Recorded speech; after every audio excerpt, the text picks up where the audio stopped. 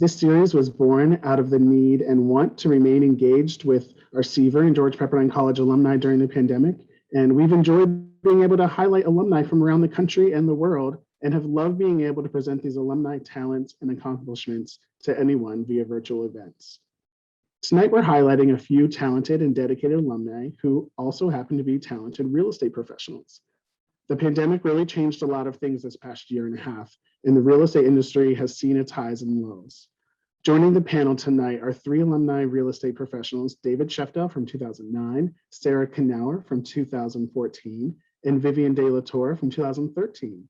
And I'd like to introduce you to alumna Tamara Sominski, who will be leading today's conversation. Tamara, Sarah, Vivian, David, thank you for joining us today, and thank you for all the work you've done leading up to today's event. Pepperdine really values your time, and we're so appreciative that you share your talents with us and your community. So thank you to everyone also who's joined us tonight. You're hanging in there after working hours on a Monday, so thanks for being here. To show my appreciation, we'll be raffling off a beautiful Pepperdine bag/beach blanket. This was designed by an alumnus, Matt McDonnell, who has a company called Urban Barrels. So we'll be raffling off this to one of you lucky participants tonight.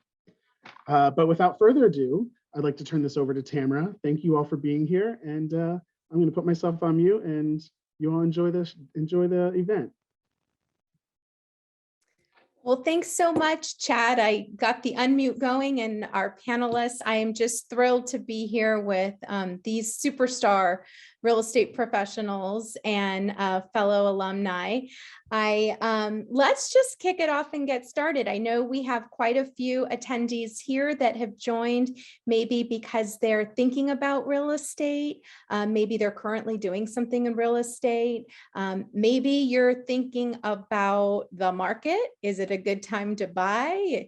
Are you thinking about investing, purchasing, and all that good stuff? So I think we've got a dynamic group and really excited to get started. So the first question that I'm going to just share and ask each one of our panelists is how you got into real estate, and what is something about your career that you absolutely love each and every day, or that you just love that you do. And Sarah, if it's okay, I'll start with you. Absolutely. I actually got my real estate license while I was at Pepperdine. Ex-boyfriend wanted to do that. I thought it'd be a fun project to do together, and I absolutely fell in love with it. And so after graduating, I started working with a broker in the Palisades. And what I love most about it, I love that I get to meet and work with different types of people every day, and every deal is a new challenge and allows you to be creative and problem solve and just do something different. It's not the same, which is really nice. No day is the same in our life, is it? Dave, how about you? Tell us about how you got started and what you love about it. So I got started in kind of an interesting way. So my mom is my biggest fan, and I was a theater major at Pepperdine. And she goes, "You're the best actor. I love you, but that is a hard business. You should get your real estate license while you're in college. And if you don't want to be a waiter, this would be the way to supplement your time while in between auditions." So I booked a mini series that I was in with Pierce Brosnan called Stephen King's Bag of Bones. I made a little bit of money on that, and it was in the 2008-2009 market. And I bought my first place, which was a short sale. And the agent that I was working with said, "See how easy that was? You have your license. You should come work with me." And I said, "Yeah, why not?" So that's how I got thrown into it. And I learned pretty quickly, it's not as easy as he said, especially short sales and just regular real estate deals. And then finally, what I love most about it has been a lot of my friends from Pepperdine. I've got to see them and their families grow. And as they become more successful, I can help them buy their first places and then hopefully their next places, which has been lovely to see. Love that. Thanks, Dave. And Vivian, how about you? Your path is a little different, but how did you get started in real estate?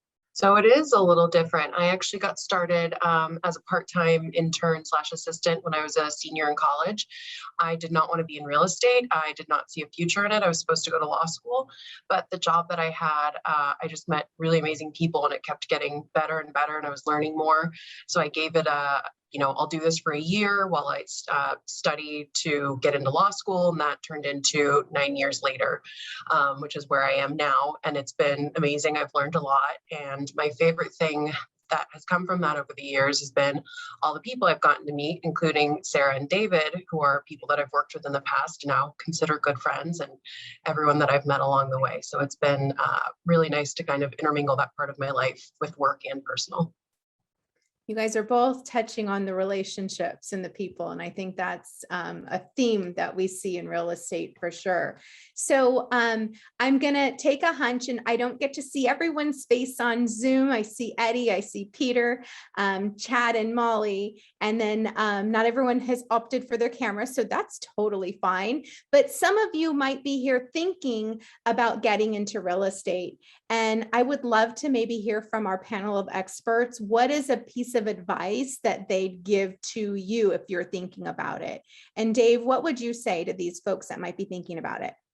Well, again, coming from the actor world, I was so surprised when the first person said, "Yeah, come work with us. You've got a license, great, come work." And I went, "Oh," it was like something I'd never sort of heard before from all the rejection. So I would say interview with a lot of brokerages, try to find the right fit for yourself, because there are a lot of different brokerages, a lot of different vibes out there. And I think you've got to sort of, figure it out.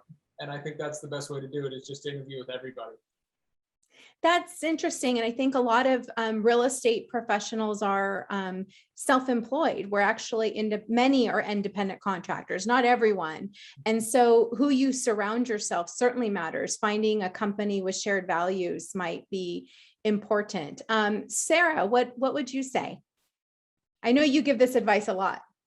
My advice would be either to join a team or start working as an assistant, depending on, what stage of life you're in. If you want a salary and have, secure income with opportunities to earn commissions and to grow into just being a sales commissions only agent, then find somebody that you can work for as an assistant. And if you, have the ability to maybe go several months with no income, then I would still say partner with a team where you can get support when you have questions and need help or need leads and need business to kind of ramp up.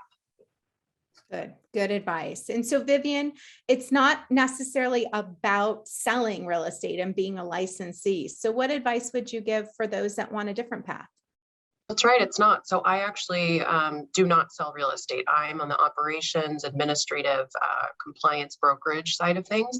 So you do not have to be a salesperson to be in real estate. There are many, many opportunities to, on the brokerage side, on the selling side, without having to be that salesperson. Because if you're like me, when someone says no to you, you take that answer literally, which is not really what a salesperson is supposed to do. But again, with that said, there's a lot more in real estate involved than just being the person to open doors and write up contracts and everything in between. That's awesome. There's a lot of behind the scenes work, and this dynamic group, and I'll include myself in that, we're all in residential real estate mostly. So it doesn't mean that we don't dabble in commercial and investment, but we're all residential practitioners. So I think that's important to note, because there is definitely an entire commercial side of things as well. And so speaking, David, you kind of set yourself up for this one, because you talked about being an actor and auditioning and stuff like that. So, in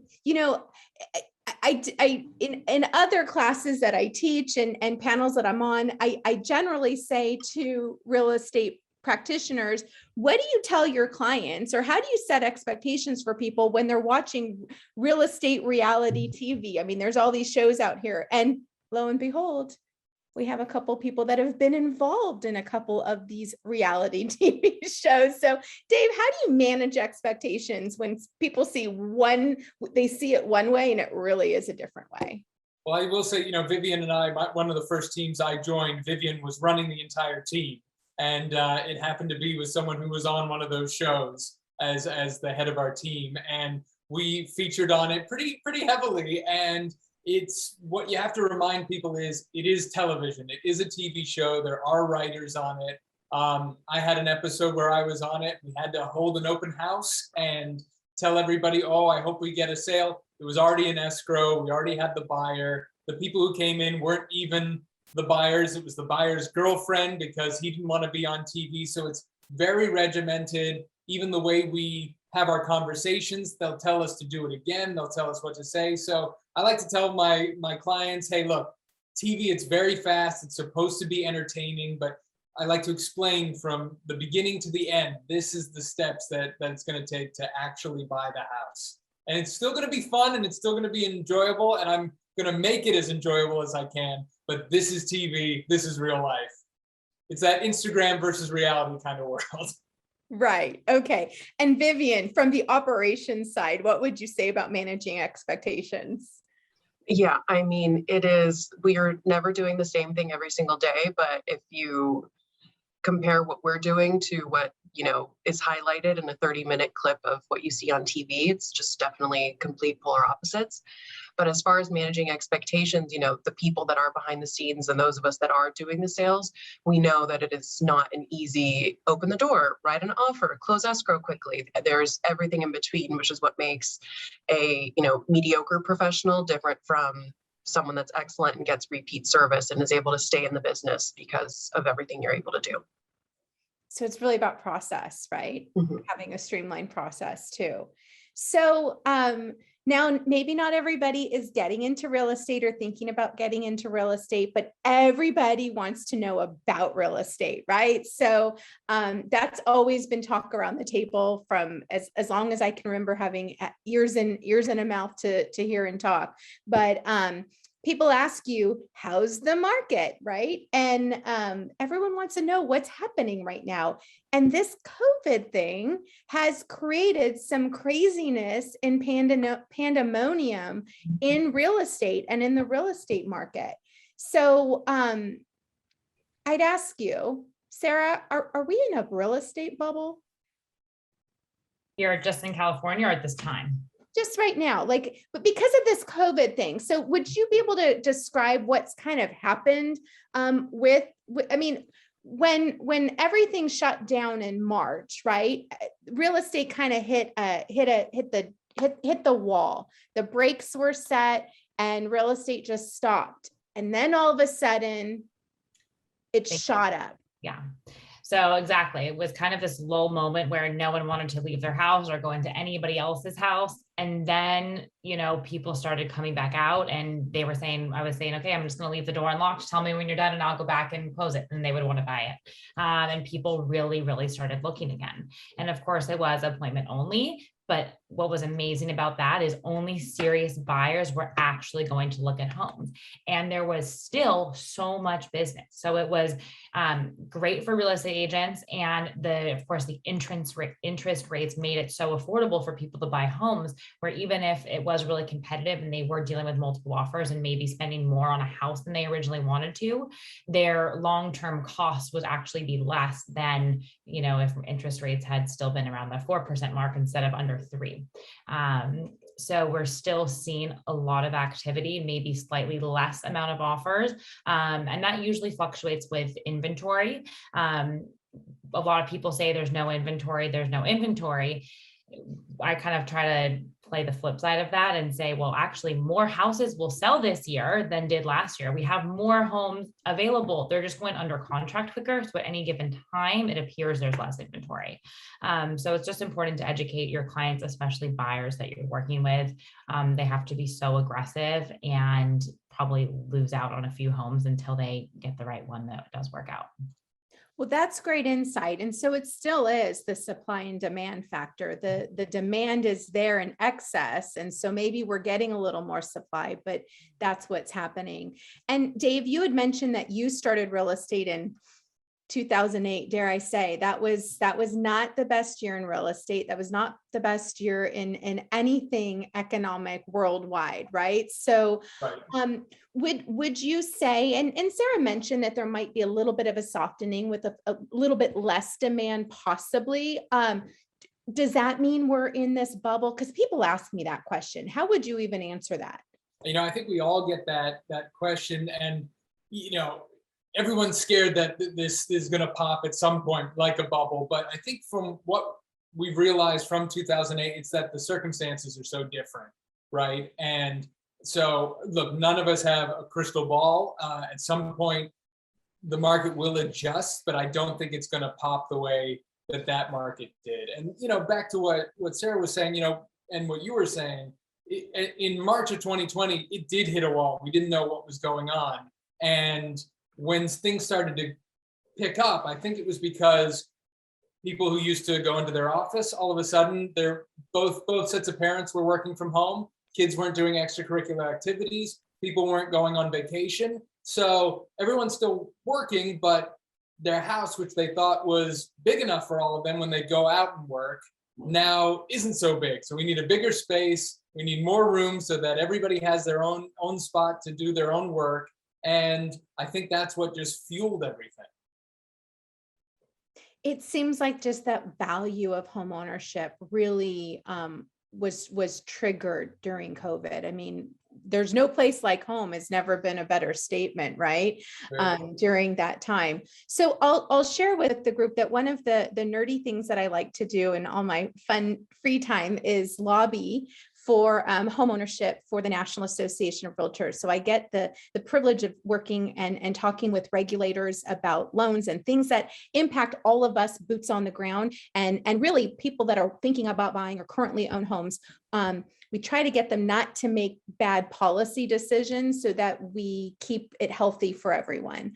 But I went to, I think it was Fannie Mae just a few years ago, and they said to me, oh, well, a house is sold every 5 to 7 years.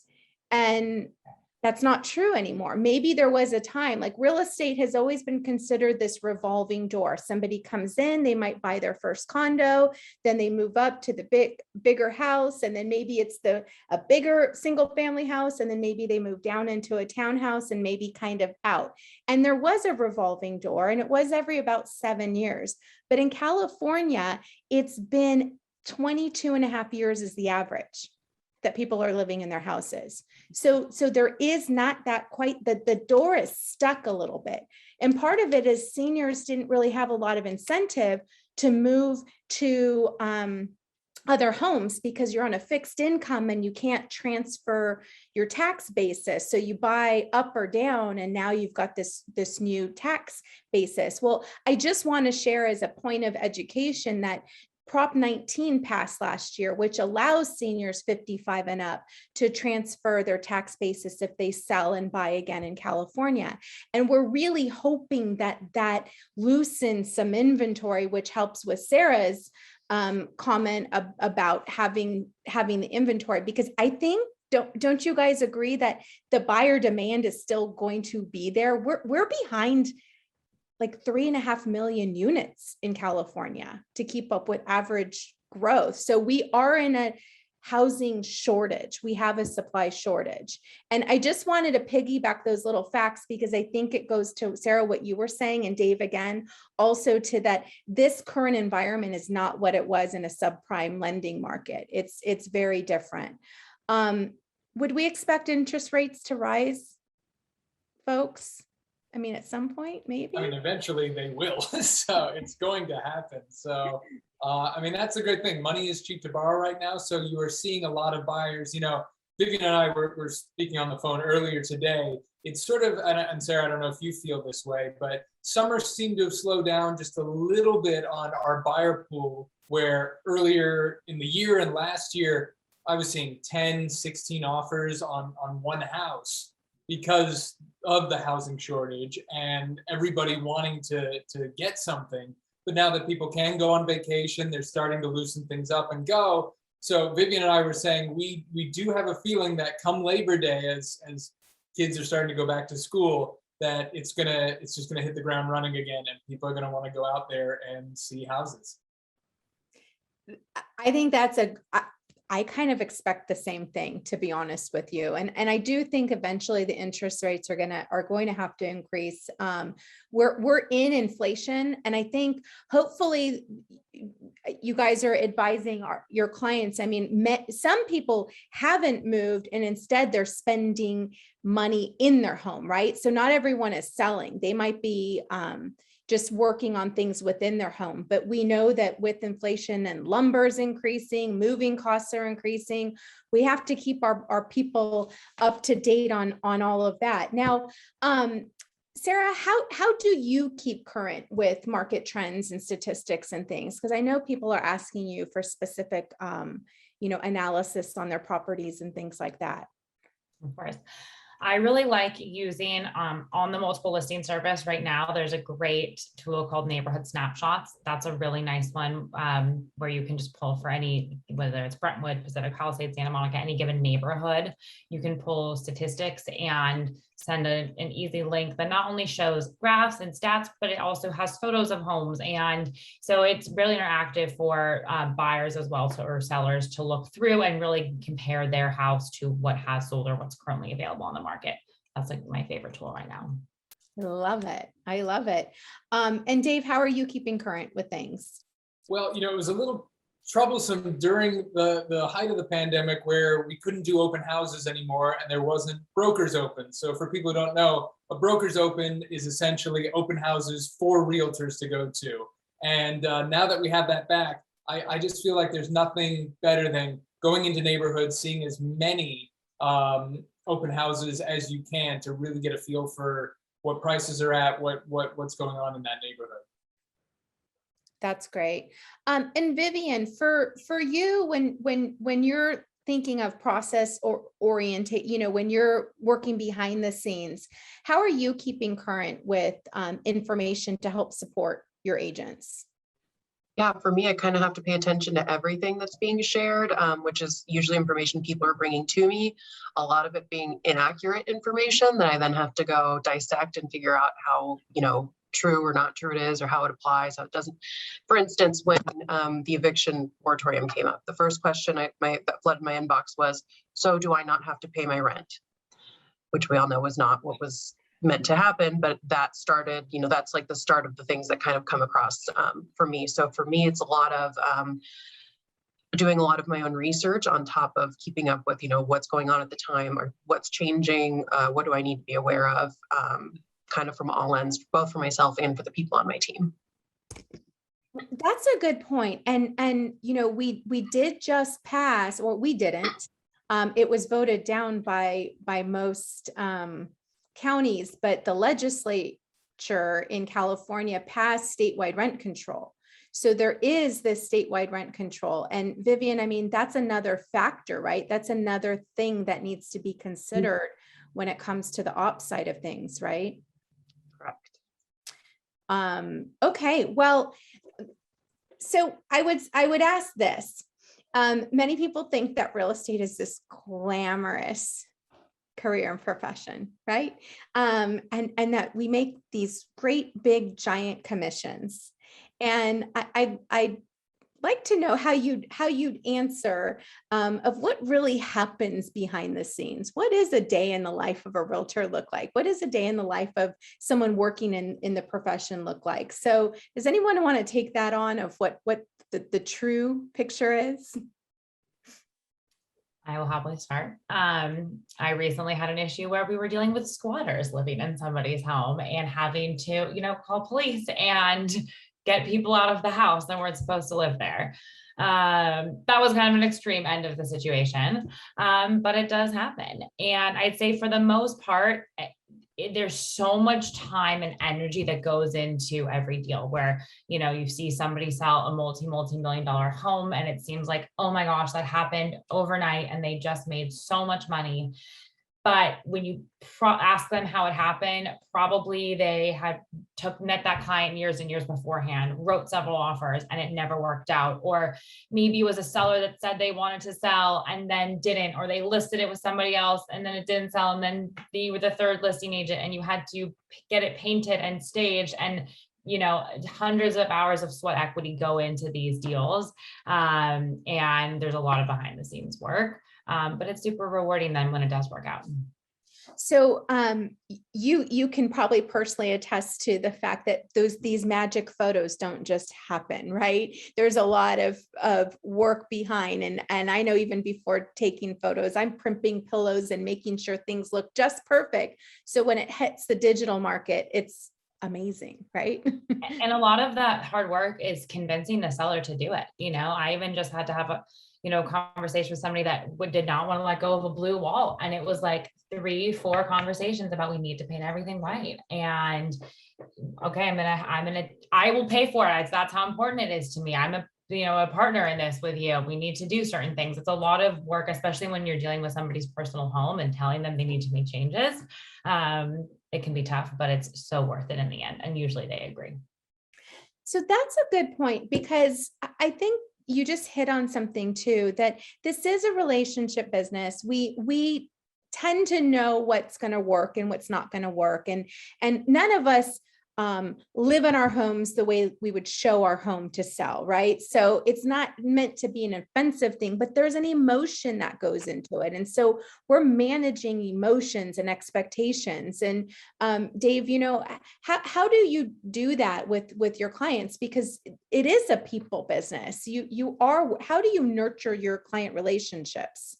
Well, I was going to say, you know, based on what Sarah was saying, we're so many things in this business besides just realtor. You know, it's different every day, which is fun, but it's different every day, which can be chaotic in ways as well. So with your clients, you're their realtor, you're their accountant, you're their lawyer, you're their best friend, and you're their therapist, all throughout, you know, while you're showing them properties, while you're selling their properties. So, you know, I'm big on honesty is the best policy, and, you know, but there are a million realtors out there, as I'm sure people know. So you want to give the best customer service that you can to them, but while giving them honest feedback, just like Sarah was saying, hey, look, this can't be blue, right? It has to be white if you want to get top dollar, and that's what you want. So Sarah's willing to take it out of her own money to make sure that it happens. And I'm sure same with all of us. We've taken it out of our commission to make sure that the deal happens, because we want everybody to be happy in the end. Yeah.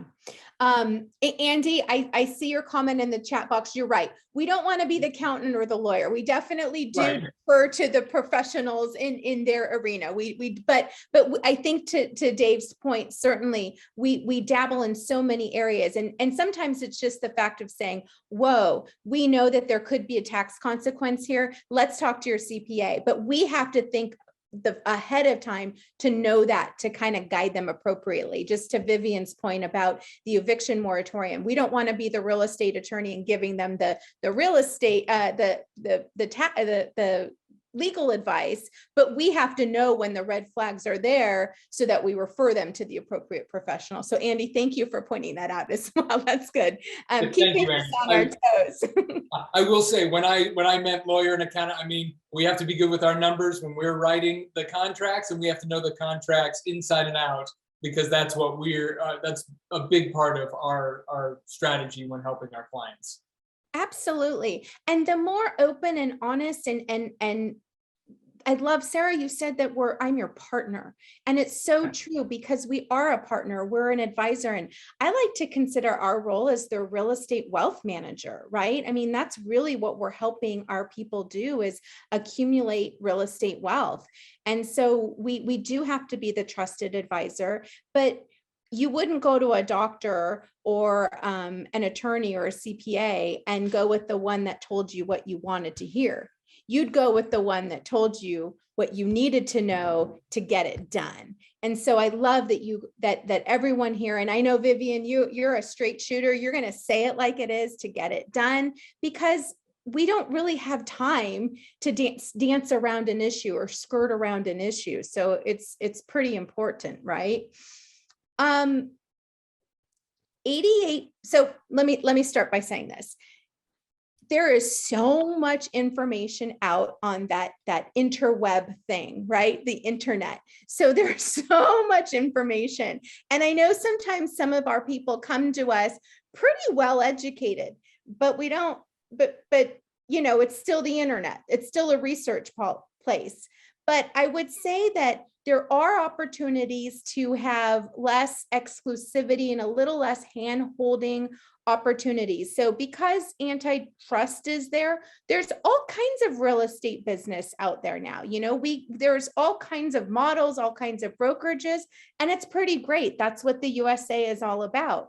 But we do know from the National Association of Realtors that 88% of home buyers have still used an agent or a broker. So we're very important in this transaction. And of those 88%, 40% of them use the agent that was referred to by a friend, neighbor, or relative. So what does that mean in our business? Like what does that mean to you? And I'll kick it off to whoever wants to share. I'll start. I go back again to customer service. So I think in what they tell us is 80% of our business comes from our sphere of influence. So that's friends, family, friends of friends. So we really do work off of the people that we know and the referrals that we get from that, and keeping in touch with those people. I think someone in the chat was asking, do they need to pay the realtor if they sell their house now from 10 years ago? You don't need to pay that person. But that person should have been keeping in touch with you over these past 10 years. They should have been taking you to dinner, seeing how you're doing, how your family's doing, and keep those relationships alive, because like we've said, this is a relationship business. And the more relationships you have and the more relationships you keep and the more marketing you do to the people that you might sell to, that you have sold to, that you will sell to, it just keeps that going. And I think it enriches your life as a person as well. Absolutely. And I'm making a note in here too that the real estate commission conversation, real estate commissions are completely negotiable. They're not fixed, they're negotiable. And when you're ready to buy or sell real estate, we definitely recommend that you there's some amazing realtors right here that are, I'm sure, ready to help you to talk to a professional to see what services they provide so that you decide what you want your working relationship to look like and the services you're going to receive and the amount that you'd want to be paying your professional for advocating for you, because that's what these guys do. They advocate for their clients day in and day out. And we know that a lot of people get into real estate for flexibility. Vivian, tell us about your day, because do you go into the office now? Are you back in the office? I am. I mean, I have been back in the office. I mean, Instagram versus reality. This would be where I'd like to be. This is where I actually am. Okay. So I am back in the office. I started a new position with a new company back in May. So that's when I went back to the office full time. And it's been nice just to kind of, have a new routine and get things moving. For me, I have a little bit more of a fixed schedule, which is different than a salesperson would be, because you can set your own hours as a salesperson, as a broker, whatever you do, if you're not fully employed by another person. So my typical week is working, the normal 9 to 6, Monday to Friday. But having only worked in real estate my whole life, I know that things do not just operate during normal business hours. So I have worked in many positions where if I'm awake, it's kind of expected that I'm available. And thankfully, this job is very respectful of my time and they do not require that of me. But I do know that, there needs to be a little bit of flexibility, because sometimes, think about it, your clients are the ones working the 9 to 5 job. They're not always the millionaires that just have money handed to them. They're probably only available after 6 o'clock. So it's not always, an easy thing to, keep things during normal business hours. So that's for me, but I know it's very different for David and Sarah. Yeah, and Sarah, so a lot of people, we learned how you got into real estate, and there is definitely some flexibility, but it's not all the glamour that it seems, because we do have to work hard, but we should be able to play hard too, right? Because there is no glass ceiling. You can earn an incredible income, but how do you have the work-life harmony part of it? How do you balance? Well, as I've, kind of matured in my career, this David touched on this earlier too, your sphere and the people that you're around are the ones who you end up working with. So as you're able to get help and hire assistants, and so people can be doing a lot of your showings and computer work, it frees up your time to, put in those hours with your friends and family and, go be on charity boards and get involved in networking groups and just really, expand your world and be a part of so many different activities and groups that then feed back to your business. So it's a really, I think, beautiful dynamic between life and work, and real estate allows for that. And then you're with like-minded people that you get to work with too. That's the best. That's the best part. Dave, how about you? How does your work-life balance happen? It's always a work in progress, but I don't turn my phone off. Like Vivian was sort of saying, if you're up, you're working. And I've had a lot of clients who they work 9 to 5, then they come home, they have dinner, they put the kids, in the bathtub, then they put them to bed. So sometimes that first call with the client isn't until 9 o'clock at night, and you have to be ready for that. But there is a lot of flexibility, and the offices, are opening back up. But a lot of the time, I'm in the office just taking care of paperwork.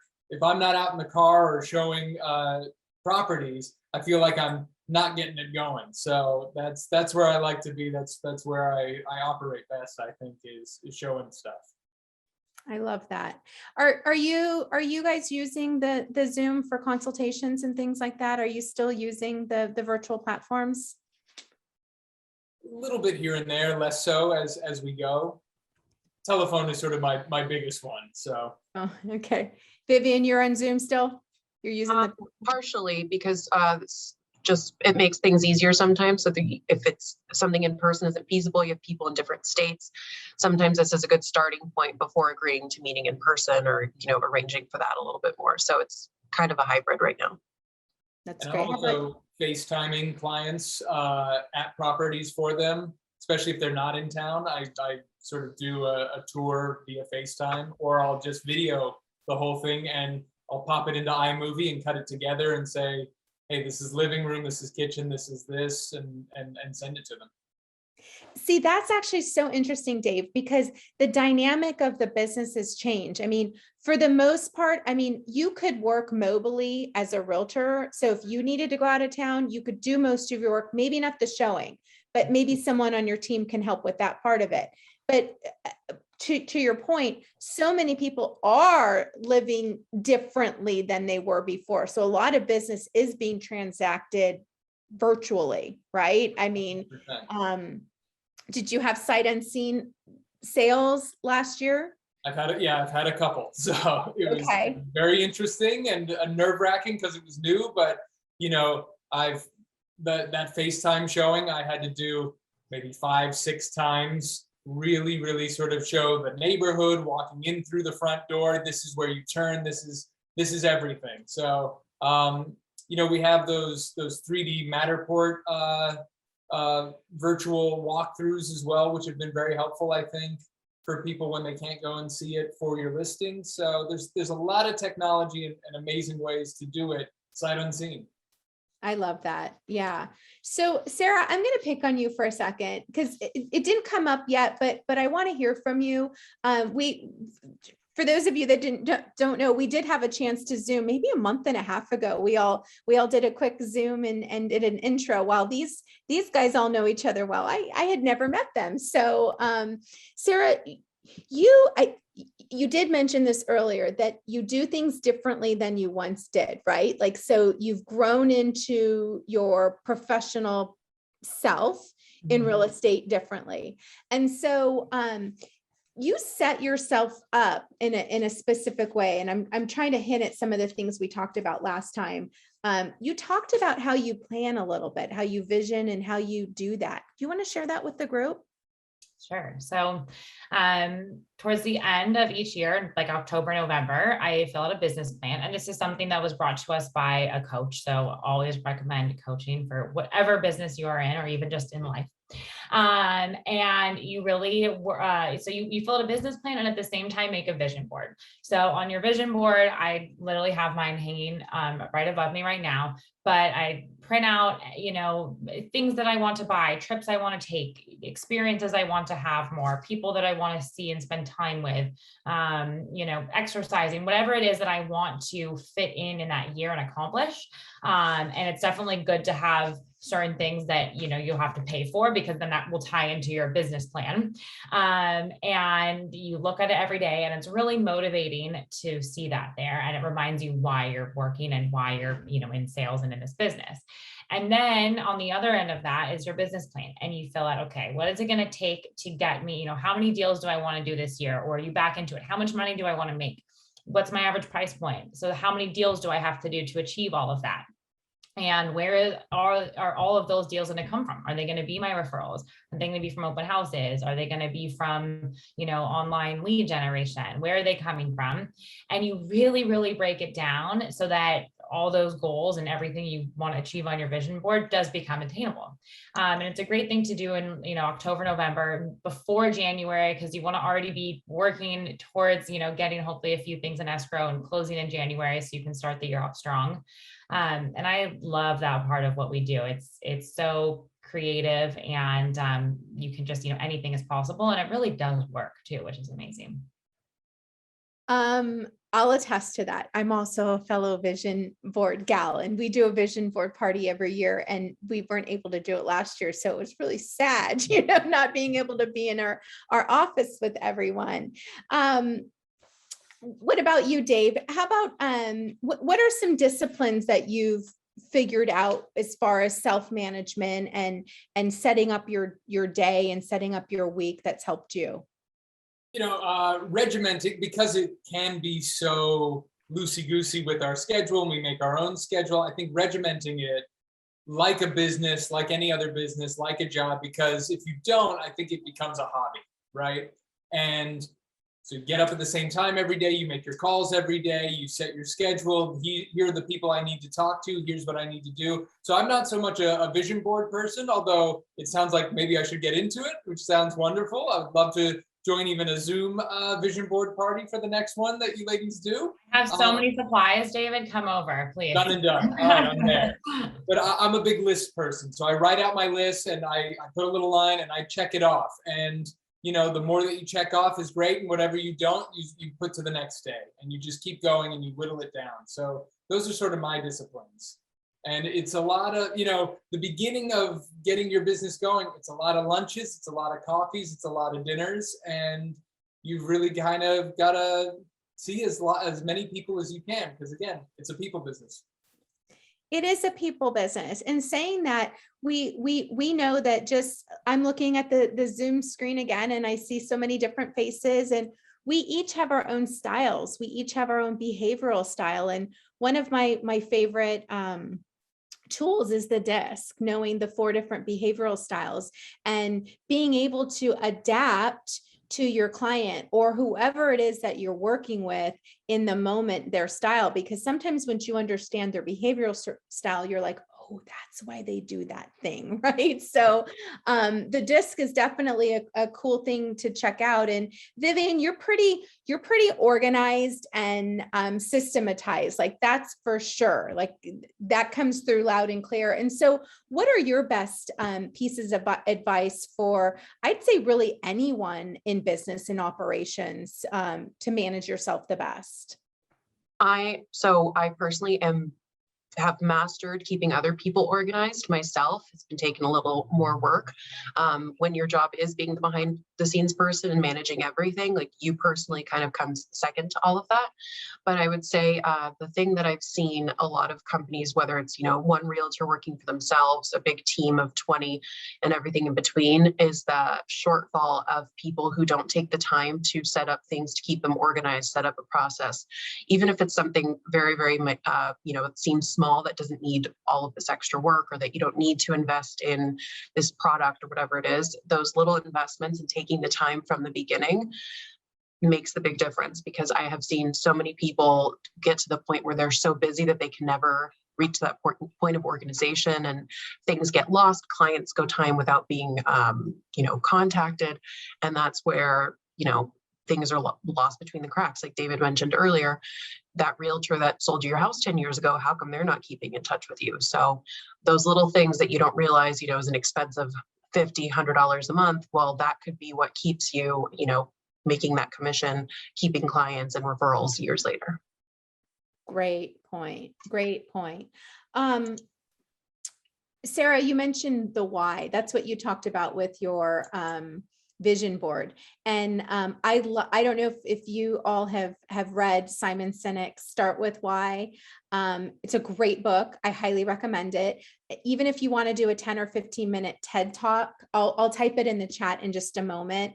It's Start With Why, because I think for all of us, knowing your why, it makes the what and the how just kind of start to come to life, and it makes it easier once you've identified your why. It is a great book. It may not be my favorite, but it is a great book. So I want to ask about favorite books, because we should be avid readers. We should be reading, and maybe you have time for it, maybe you don't, but is it in your calendar? Do you have the schedule and budget for it? So who wants to go? I'll go. My absolute favorite real estate sales book is Ryan Serhant's Sell It Like Serhant. I like listening to it on Audible. I've probably listened to it 3 or 4 times because he reads it, and he also wanted to be an actor, and he's very engaging and very fun to listen to. And he started from nothing and built up a team, and he did it so gradually, and he really explains actually everyday steps of what you can do. And he also is in a market that is very comparable to our market here with higher end real estate. So it's just very relatable.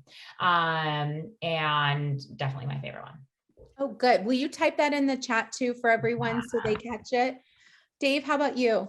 For negotiations, the one that I really like right now that I'm reading is called Never Split the Difference by Chris Voss. And he's an FBI negotiator, and he's just got some great little tidbits that I've used in negotiations. One that I really like that he uses is you tell somebody that's not fair, and then you just be quiet and you see what happens. And because people want to be fair. If you tell someone, hey, what's happening? This isn't fair. We need to work this out. They go, well, I don't care. It's not fair. Well, that's too bad. It's still not fair. You'll probably come to a conclusion and a solution that works for both parties, where it'll make you happy. That is such a good book. And the silence tactic is extra good. It is. Because somebody wants to speak. And so you have to be comfortable being quiet and let them get uncomfortable with the quiet. I love it. Vivian, what's your favorite book? As far as real estate books are concerned, there is only one because I've only read one. Unfortunately, I spend my whole day working in real estate. So to unwind, I kind of have to remove myself from it, which is probably why I still don't have my license, because I can't bring myself to study real estate at the end of the day after I've been doing it all day. But I did. So the Never Split the Difference was one book that a former employer asked me to read. So that is a good one. And then there are a ton in my Amazon wish list that I'm sure I'll get to someday, but unfortunately at the moment I can't give a great recommendation on that. And it's okay. These do not have to be real estate books. So I'm going to share one of my favorites, which is The Go-Giver. Like, this is one of my favorite books of all time. And I love it because it's parable. It's like it's great storytelling, but it's 5 secrets, 5 laws to success, but it's really about having a servant heart and coming from a place of giving. And it's that old adage, what you get, what you receive, what you give, or whatever the adage is. You guys probably know better than I, but I can read this over and over again, and it's so heartwarming. It's a great story. And one of the folks that with the 5 laws happens to be a real estate broker. So I guess it's real estate related. That is a great book. It's totally one of my favorites. So I'm going to write that down. And Chad, what I would offer, if you have the ability, I should have texted you, I should have messaged you this, but if you have the ability, I'd be happy to send someone a copy of this if you want to raffle one too. That'd be great. Thank you so Cool. much. That's Because really I would sweet. love it that much. That's great. How about weekend stuff, hobbies? I want to know what you guys do in your free time because you're working so hard. What's your favorite hobby? What do you love to do? I love walking and hiking and playing paddle tennis, and I just recently took up golf, so I've been enjoying that. Yay. I'm a cinephile, so I love watching movies, and I like Greek mythology. The other book I have on my list that I'm reading right now for pleasure is called Circe. It's by Madeline Miller, and she sort of does a retelling of the ancient witch Circe, who Odysseus comes to her island. So I like all that sort of stuff. And then any chance I can, I'm big on family, so I go and visit my family as often as I can. Love that. Vivian, how about you? Like David, I'm big on family, also big on David's family. David's sister is my best friend in the world, so love them as well. And yeah, just like I said, I like disconnecting from it. I love what I do, like there's no doubt about that. But I do like to have a boundary between my personal time with family, with friends. Most recently, my best friends have been my neighbors because of COVID. We've all kind of become this little community that we could only be around each other for the last year and a half. And my family most especially. I was just there with them this weekend. I'll be back in 3 weeks. So that's as much, get as much of that in as possible. But so important, Vivian, and thank you for sharing that, because how we recharge and how we fuel our bodies, our souls, our minds is how we come to the table present the next day for the work part of what we do. So I think that work-life balance is definitely very important. I want to thank each of you so much for your incredible insight, your knowledge, your experience, and your giving hearts to share with the group. We've been, I think, mostly able to answer the questions in the chat box. There was one question, and I think we need some clarification about how long the owner of the house should be out before contacting. So we might need some clarification. Anna, if you could clarify that question, we'd love to be able to help answer that. If you need, okay, so if you want to, this is a very personal preference question. If you want to sell your home, do you need to be out? You do not need to be out. A lot of people have opted to be out because of COVID during this time. So we did see a lot of home sellers that tried to have their property vacant prior to putting it on the market. But I think that each of these guys here would vouch for talking with a real estate agent that works with you to come up with a plan for you, that if you do need to be residing in the house, they could do a showing schedule that meets your needs.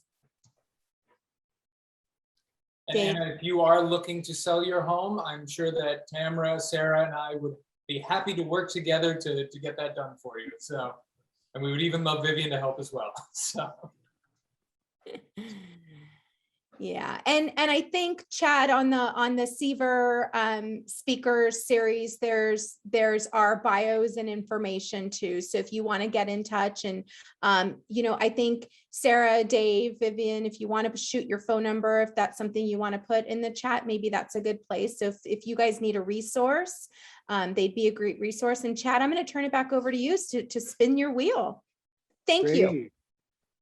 Thank you. Thank you, everybody. Tamara, that was fantastic. Thank you for taking the charge and leading this group.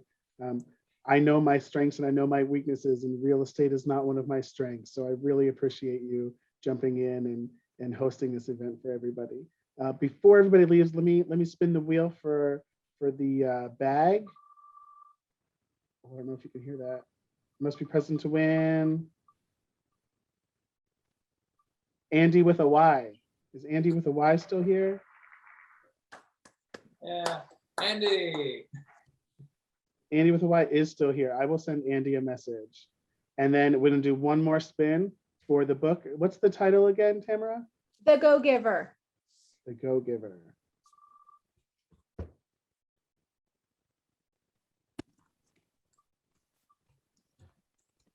And this one is Mary. Is Mary still here? Oh, Mary's not Mary here. is not still here. Must be present. One more time. Can y'all hear that wheel spinning? Yeah. And this one is Megan Gordon. All right. Megan's still here. Yay. Andy and Megan, if you wouldn't mind sending me a private message with your name and your address, that would be really helpful so we make sure we can get these prizes out to you. Thank you all so much for being here. It was exciting having such wonderful panelists and hosts. I think that everybody got a lot out of that. If anybody has any questions, please reach out to me. If you want to meet David, Tamara, Sarah, or Vivian, please let us know. We can try and make that happen. I appreciate everyone being here and spending your Monday night with us. So thanks so much, and everybody have a great evening.